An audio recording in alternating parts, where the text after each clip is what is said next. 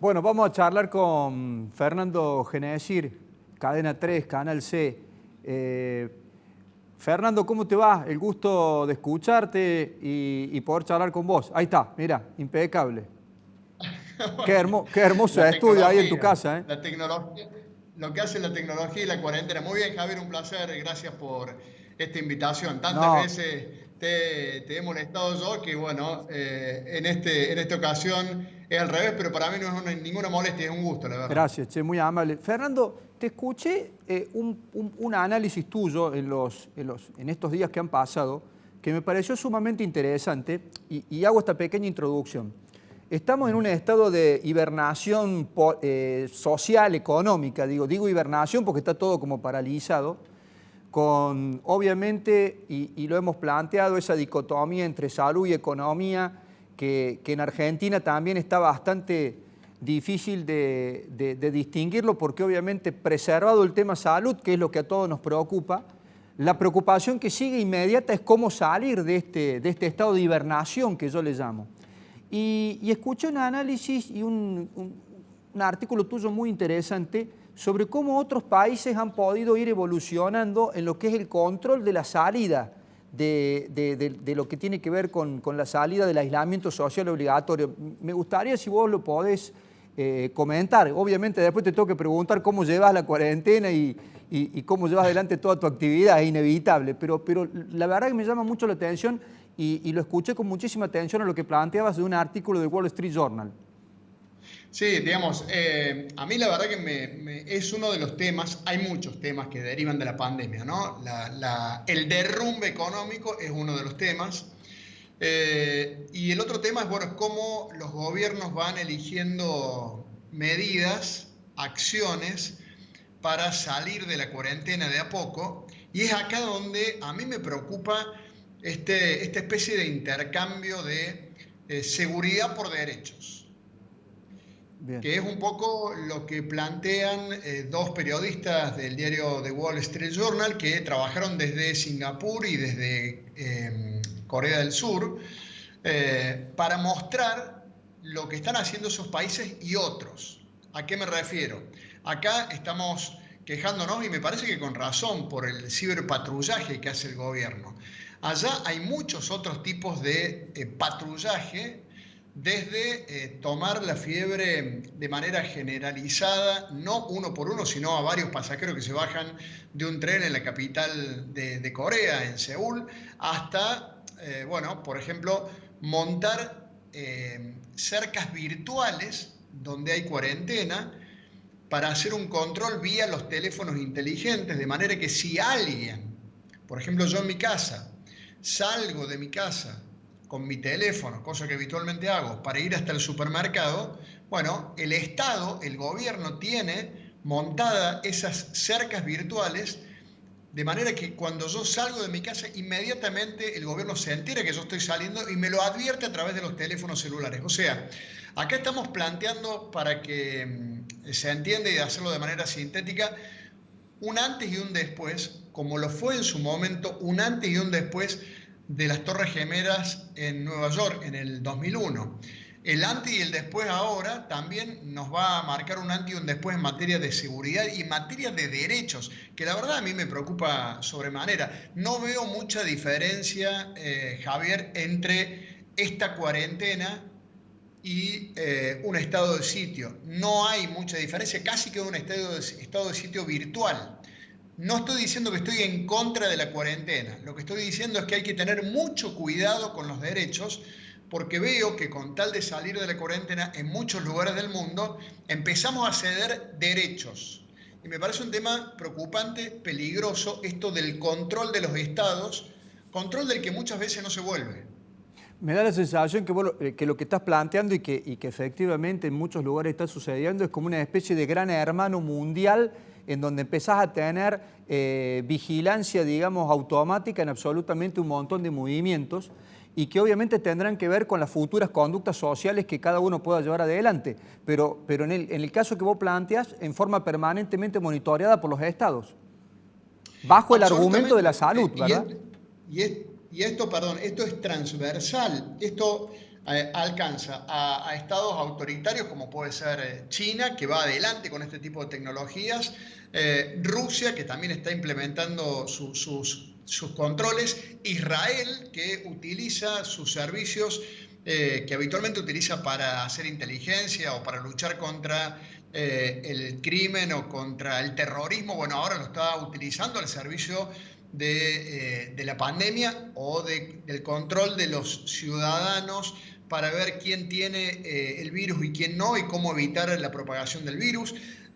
Por eso digo, esto atraviesa a todo tipo de gobiernos, populistas, no populistas, de derecha, de izquierda, de centro, democráticos, poco democráticos, y la verdad que es algo que me parece que hay que ponerle mucha atención. También en Argentina, Javier, acá todavía no tenemos ese tipo de control vía celulares, donde el celular se te pone rojo o verde y en función del color vos podés pasar o no podés pasar. Pero convengamos que acá también hay hechos preocupantes. El ciberpatrullaje es uno. Que estén llevando a juicio a gente que iba caminando por la calle y que no pudo explicar por qué iba caminando por la calle. Una cosa es que lo lleven detenido, que lo aprendan y lo detengan un par de horas en la comisaría, que le hagan pagar una multa. Otra cosa es llevarlo a juicio. Por eso a mí me parece que, repito, insisto, hay que aislarse, hay que quedarse en casa, hay que mantener la cuarentena. Ahora, me preocupa esta especie de estado de sitio donde el fin justifica los medios. ¿Hay que mantener la cuarentena? Sí. En todo caso, hay que darle a la gente los elementos necesarios para que la gente pueda aguantar la cuarentena. Y acá me parece que ya entramos en otra cuestión, que es la economía, ¿no? ¿Qué está haciendo el Estado, qué está haciendo el gobierno en Argentina y en muchos otros lugares del mundo? Paul Krugman lo escribe también en una nota en el New York Times ayer. Dice claramente, hay que ponerle plata en el bolsillo de la gente. Sí, no parece haber otra salida que yo vengo repitiendo. Nos hemos transformado todo en keynesianos de la noche a la mañana por la necesidad de que el Estado de alguna manera abastezca ese parate económico que hay en absolutamente todos los niveles. Fernando, y te preguntaba yo antes de empezar la nota, vos estás en cuarentena total, digo, esto ha cambiado obviamente tu formato de trabajo y de vida, ¿no? Sí, bueno, sí, afortunadamente podemos estar en casa, podemos hacer la cuarentena. Digo afortunadamente porque, bueno, en mi caso es un privilegio poder seguir trabajando y hacerlo desde mi casa. Hay mucha gente que no puede trabajar, hay mucha gente que se quedó sin ingresos.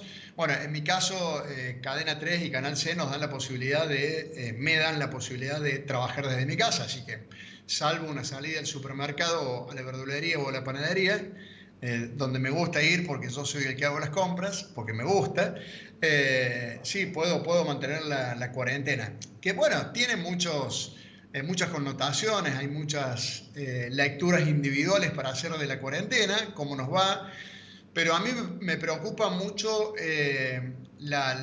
cómo puede soportar mucha gente la cuarentena.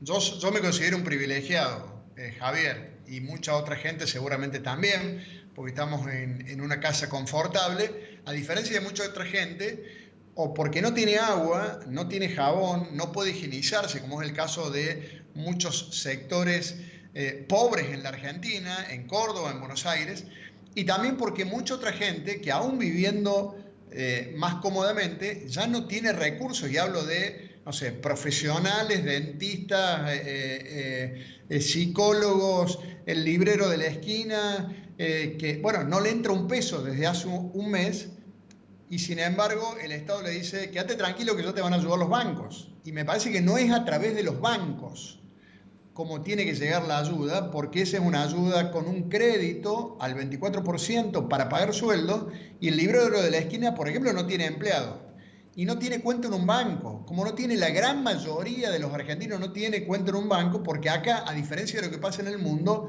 solo un tercio de la producción se mueve a crédito. El resto no, lo cual también habla a las claras de la informalidad que hay en nuestro país. Sí, Por eso me parece que el auxilio tiene que ser más directo, más del Estado, y dejar de decirle a los bancos que son ellos, porque eso viene muy demorado, muy atrasado, y cada día que pasa se le pone peor a mucha gente. sí, me parece, Fernando, que el punto es ese, ¿no?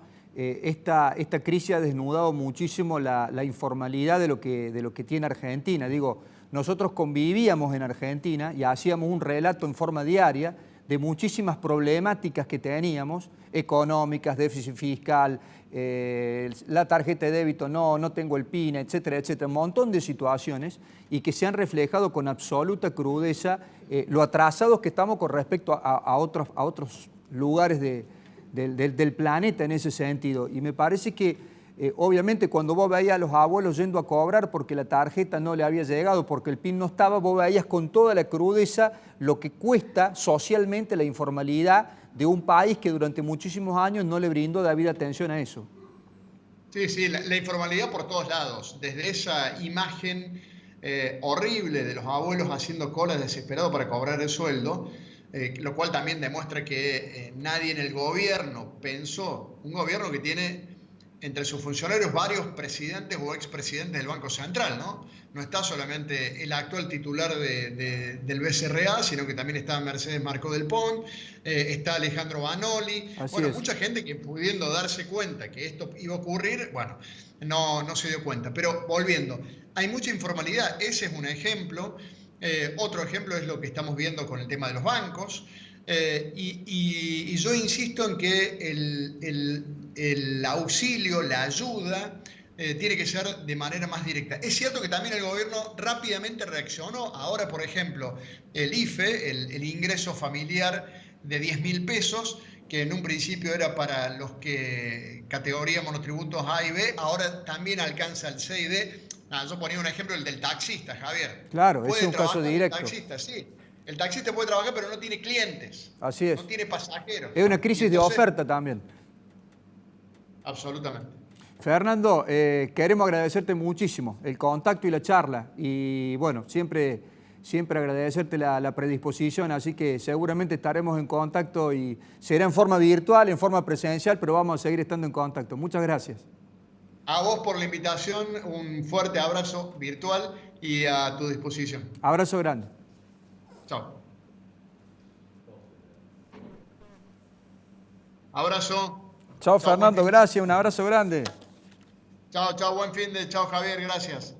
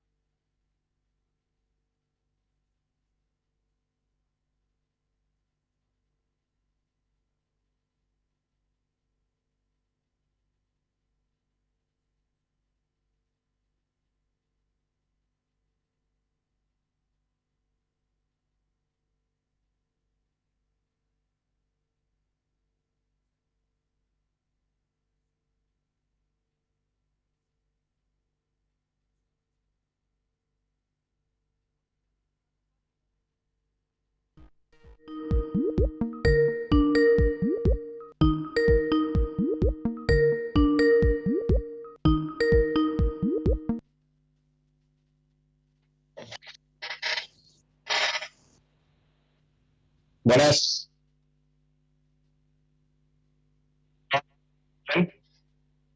Bien, bien. ¿Ustedes?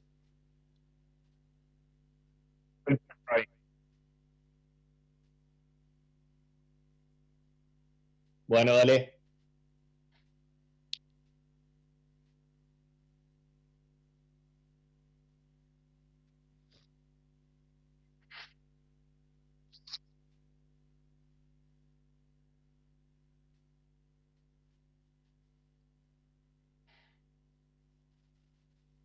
Usted- Yo lo escucho, recién me parece que lo escuché, Javi.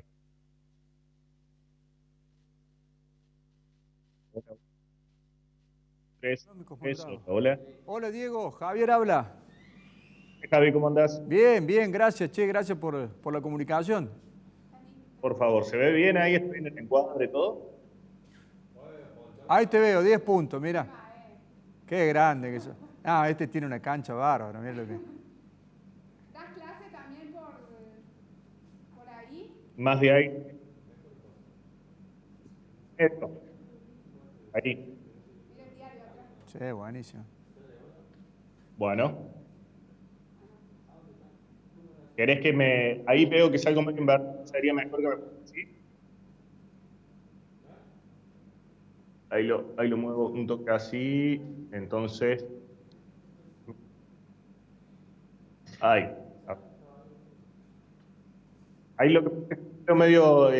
no, no,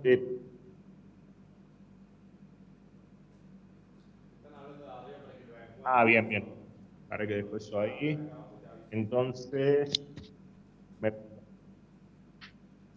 pongo ahí. Ahí está. Ahí está 10 puntos. Ahí, ¿no? ¿No?